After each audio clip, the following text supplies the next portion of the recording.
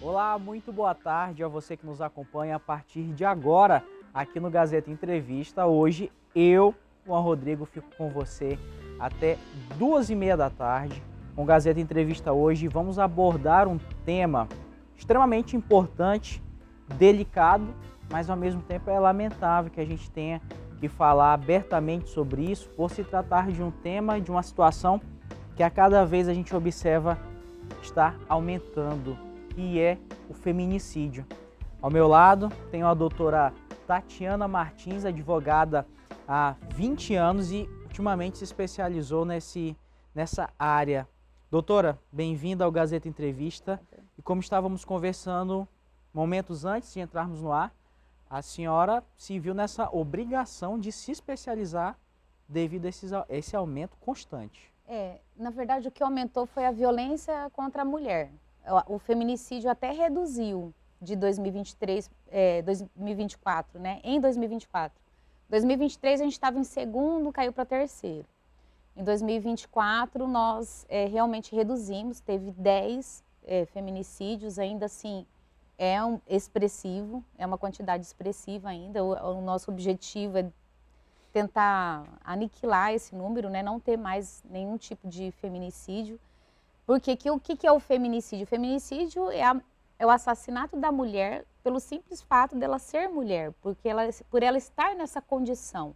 Então ela não é morta porque ela não passou um celular num latrocínio, ela não é morta por causa de um tráfico de drogas, ela não é morta por condições alheias ao ambiente familiar. Ela é morta dentro de casa, né? Ela é assassinada, ela é exterminada, porque o cara não aceitou o fim do relacionamento, não aceitou um novo parceiro, apesar dele já estar separado, que nem a gente estava falando aqui há pouco.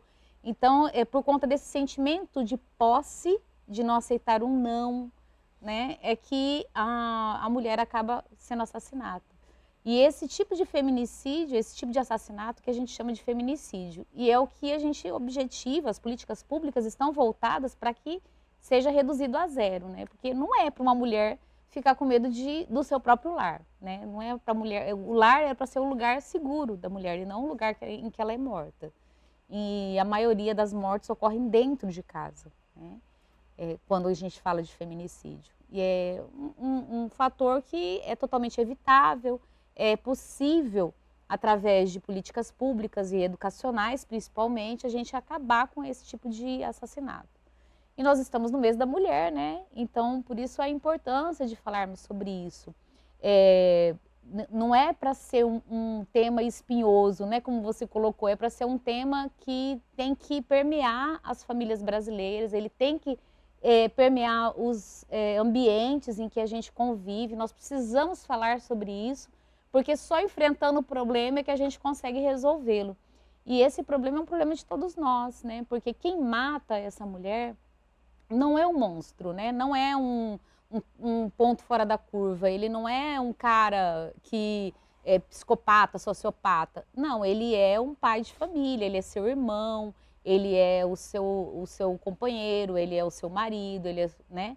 Ele é um tio, ele é uma pessoa da família. Só que ele está adoecido, porque a nossa sociedade está adoecida. A nossa sociedade hoje, ela se encontra numa situação caótica de que o homem tem o direito de vida e morte sobre aquela mulher. Então a gente precisa acabar com isso, precisa parar de politizar essa temática e começar a enfrentar isso como um problema real, um problema social gravíssimo, que todas as igrejas, sociedade, escolas, Estado, governo, comércio, empresas, precisa acabar, porque isso está dentro também do comércio, da empresa, da mulher que é assediada sexualmente, da mulher que sofre assédio moral dentro da empresa, né? Então a gente precisa fazer com que toda a sociedade, toda a estrutura social e organizacional se volte para essa mulher e veja ela como uma pessoa que precisa de proteção, né? Eu trouxe alguns dados aqui, não sei se é possível passar, do painel do CNJ. É um painel que ele mede as medidas protetivas de urgência que são concedidas. Por quê? A doutora Patrícia Rego, que é a nossa procuradora, que até então coordenava o CAV, que é o Centro de Atendimento à Vítima, hoje ela está fazendo um trabalho ainda mais abrangente, mas que é nesse aspecto, né, de direitos da mulher, sempre falou que o assassinato da mulher, ele vem anunciado. A gente fala, cachorro que ladra não morde. Não, ele morde sim, ele avisa. Existe o conhecido ciclo. Sim, sim. E ele avisa que ele fala que se ela deixá-lo, ele vai se matar ou vai matá-la. Ele faz ameaças. É aquela né? fatídica E ele cumpre. frase, se não ficar comigo, não fica com mais ninguém. Essa frase, ela acontece, né? Ela se efetiva. Então a gente não pode duvidar, a ameaça é uma coisa séria. E é uma escalada de violência. E a mulher precisa da medida protetiva de urgência, ela precisa ver a medida protetiva de urgência como uma aliada. O que é a medida protetiva de urgência? É uma penalização do homem? Não. Ela tem um cunho inibitório, ela vai inibir desse homem se aproximar dessa mulher. Isso não é uma penalização do homem, é uma preservação da mulher. Então a medida protetiva de urgência, ela não vai sujar a ficha do cara, ela vai prevenir que essa mulher seja assassinada. E como é que ele consegue fazer isso? Através da concessão da medida protetiva de urgência. E por que eu achei interessante e importante a gente trazer esse painel? O CNJ, ele vem fiscalizando as concessões. Claro que toda vez que a gente muda de um ano para o outro, essas medidas protetivas de urgência aumentam de número também. Por quê? Porque você vai fazendo com que a população tenha mais conhecimento e as mulheres vão requerendo mais medidas protetivas de urgência. Não necessariamente é um aumento da violência. No nosso caso porque estatisticamente está aumentando a violência contra a mulher. As tentativas de feminicídio aumentaram, as violências domésticas aumentaram, a ligação para o 180 aumentou. Então, a violência em si, ela aumentou. Além disso, né, o conhecimento faz com que as mulheres procurem o judiciário, procurem as delegacias da mulher para se proteger. Por isso a importância da medida protetiva de urgência. Veja que nos últimos 5 anos, apenas uma mulher foi assassinada com medida protetiva de urgência. Uma única mulher, nesses últimos 5 anos.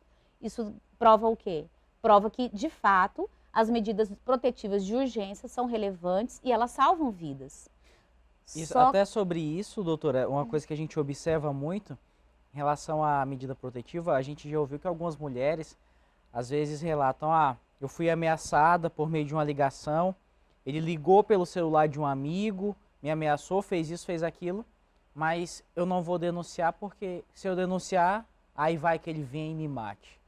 Existe esse medo? Existe, mas é por isso a necessidade de a gente estar aqui esclarecendo. Quando é concedida a medida protetiva de urgência, a mulher ganha um botão, né? Ela tem um botão da vida que ela vai clicar e aí a primeira viatura que estiver mais próximo dela vai chegar até ela. Né? Não precisa esperar, ligar para o 180, não. É bem rápido e é imediato. A Patrulha Maria da Penha, aqui do estado do Acre, já foi condecorada. Ela é super eficiente. Quantas vezes você precisar, você pode ligar e ela vai até você, né? E ela faz até uma busca ativa. Se você não vai à delegacia fazer o registro de ocorrência, ela te procura na sua casa se você ligar para o 180. Então, ela tem esse trabalho, é um papel maravilhoso e funciona realmente aqui no nosso estado. Só que aí, voltando à medida protetiva de urgência, né? Até acabou tirando ali do ar que eu demorei para falar, né? Na medida protetiva de urgência, o que nós tínhamos em 2023? Nós tínhamos, eu trouxe a minha colinha aqui, nós tivemos requeridas, né, dentro do Poder Judiciário, um total de 4.127 medidas protetivas em 2023 e dessas, apenas 3.362 foram deferidas. Ou seja, a mulher pediu para que fosse protegida, né, 4.000 mulheres e apenas 3.000 tiveram pelo Poder Judiciário concedida essa medida de proteção. Então veja que quase 1.000 mulheres aí ficaram sem a medida. E em 2024, o Acre teve um aumento para 4.450 mulheres, né, pedindo medida protetiva, reduzindo-se para apenas 3.381. Veja que aumentou só 20 medidas protetivas deferidas, enquanto nós tivemos 200 medidas protetivas requeridas a mais. Ou seja, de 97% de medidas protetivas concedidas em 2023, apenas 91% das medidas protetivas foram deferidas. Então, nós tivemos um decréscimo na concessão. Isso é muito preocupante, porque se você procura o judiciário fala, não vou te proteger, qual é a segurança que eu estou passando para a população? Nesse caso específico, você como deixasse a vítima desamparada, né? Exatamente. E o que é pior, nós observamos que existe uma nota técnica do Tribunal de Justiça que foi publicado, né, no ano passado, é a nota técnica número 12 de 2024, que foi publicada dia 12 de julho de 2024, aprovando propostas de orientações específicas para os casos de medida protetiva. E nele não está algo essencial que foi aprovado pelo CNJ, que é a resolução do protocolo para julgamento sob perspectiva de gênero. O que quer dizer isso? É o julgador se colocar no lugar dessa mulher. Será que se eu tivesse ali, passando por aquela mulher está passando, eu também não pediria essas medidas protetivas? Sabe? É conseguir olhar sobre a sistemática de uma mulher sendo agredida, né? Então é importantíssimo essa resolução e ela não faz parte da nota técnica do nosso poder judiciário. E existe até a questão, doutora, que a gente observa convivendo nessa área policial, nas reportagens, muitas vezes a mulher ela é ameaçada, né? Às vezes o homem chega aí até a residência que eles moravam, ou na nova casa que a mulher reside, mas aí depois de um tempo vem eu vou mudar, segue a sua vida, não vou mais atrás, e pouco tempo depois isso se repete e às vezes nesse pedido de perdão a pessoa, então não vou pedir a medida, né? Ele prometeu e é aí que muitas vezes abre o espaço para que algo pior aconteça. E é geralmente onde acontece, porque a violência ela é um ciclo, né? A mulher, ela perdoa, a mulher ela tem a gente foi criada assim, a gente foi criada assistindo a Bela e a Fera, que a gente vai transformar a fera num príncipe, vai beijar o sapo, ele vai se transformar num príncipe. Nós somos criadas com essa crença, né? A mulher edifica o lar, a gente tem essa cultura, infelizmente, né? Essa contracultura de achar que a gente consegue modificar uma pessoa agressiva. Que tudo depende da mulher. Que tudo depende da gente, né? Põe o joelho no chão que o teu casamento vai dar certo, né? Tem muita essa mistificação. E aí é onde acontecem, né, essas situações de agressão.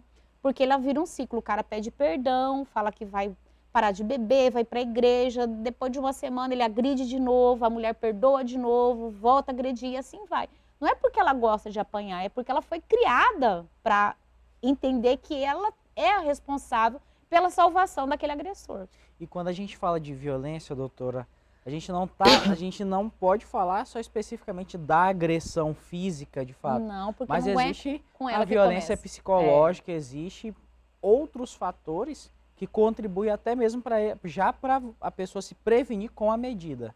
Existem, dentro da lei, são 5 tipos de violência. Tem a violência física, a violência emocional, a violência sexual, porque dentro de um casamento você pode ser estuprada, né? Porque não é todo tipo de sexo que a mulher é obrigada a fazer, e ela não é obrigada a fazer o sexo, né? Existe a violência moral, que às vezes tem aquela pornografia de vingança, que o cara quer se vingar e sai falando mal da ex, né? E existe também a violência psicológica, que ela é gravíssima. E tem a patrimonial. Então são 5 violências que a legislação categoriza. A doutrina tem ainda mais violências que também são classificadas. Então, são várias violências. E ela geralmente não começa com a violência física, geralmente começa com a psicológica, com o homem trazendo um sofrimento para aquela mulher, um falseamento do que ela realmente é, trazendo uma pressão psicológica que ela vai acabando perdendo toda a autoestima e acreditando que ela não consegue viver sem aquele homem. Às vezes ela tem uma dependência financeira também. Às vezes ela acha que se ela deixar o lar, ela vai perder a casa, e não é assim, em contexto de violência. Então, tem várias situações que as mulheres precisam ser esclarecidas. Tem um estudo que saiu agora recente, também publicado, pela Secretaria de Segurança Pública, que demonstrou que a cada 10 mulheres, apenas 8 se disseram conhecer, aliás, apenas 2 disseram conhecer realmente a Lei Maria da Penha. 8 disseram que não conhecem de fato os seus direitos, né? Então, é uma lei que foi muito estigmatizada, politizada, e ela precisa ser divulgada, ela é muito importante. Ela é considerada a 3ª melhor lei do mundo, né?